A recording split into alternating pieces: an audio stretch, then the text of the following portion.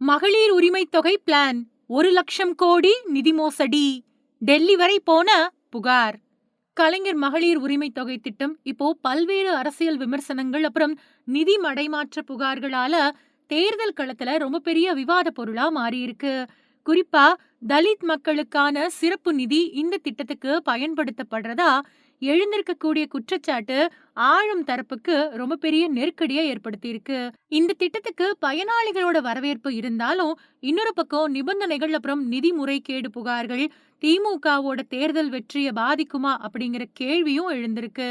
மகளிர் உரிமை தொகை திட்டம் இல்லத்தரசிகளோட உழைப்ப அங்கீகரிக்கிறதோட அவங்களோட பொருளாதார சுதந்திரத்தை உறுதிப்படுத்தும் ஒரு முக்கியமான முன்னெடுப்பு.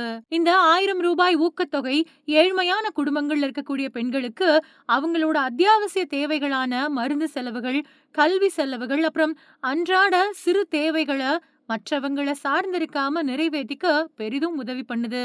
அது மட்டும் இல்லாம பெண்களோட வங்கி கணக்குக்கே நேரடியா பணம் போகிறதால குடும்ப முடிவுகள்ல அவங்களோட சுயமரியாதையும் அதிகாரமும் அதிகரிக்கிறதோட கிராமப்புற பொருளாதார சுழற்சியையும் இது ஊக்கப்படுத்துது.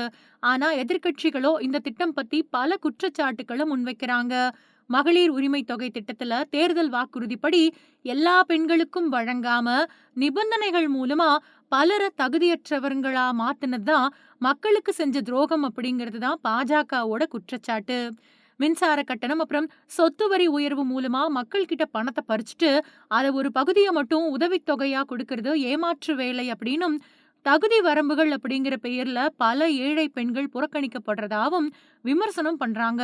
சுருக்கமா இது உண்மையான மகளிர் மேம்பாட்டுக்கானது இல்ல, அரசியல் லாபத்துக்காக பயன்படுத்தப்படக்கூடிய ஒரு தற்காலிக கவர்ச்சி திட்டம் அப்படிங்கிறது தான் அவங்களோட வாதமா இருக்கு.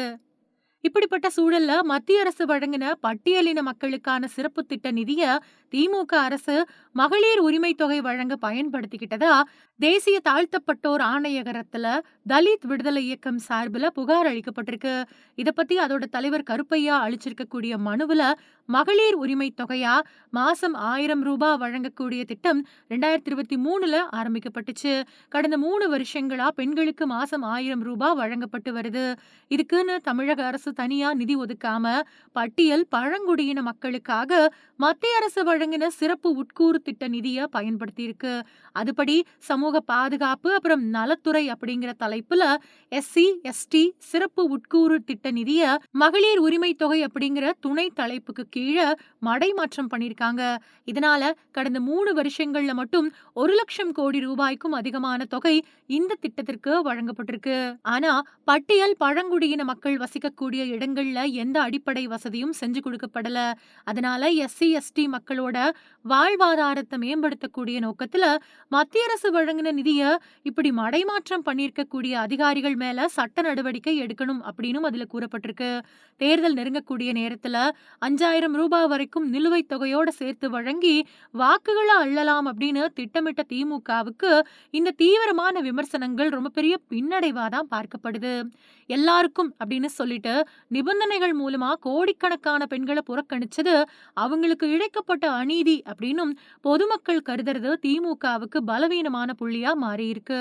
ஒரு பக்கம் நிதி நெருக்கடியை சமாளிக்க அரசு திணறினாலும் இன்னொரு பக்கம் இந்த திட்டத்தை சுத்தி இருக்கக்கூடிய அதிருப்தியையும் வாக்குறுதி மீறல் அப்படிங்கிற குற்றச்சாட்டும் தேர்தல் களத்துல அந்த கட்சிக்கு ஒரு பெரிய சவாலாவும் அதிர்ச்சியாவும் உருவெடுத்திருக்கு.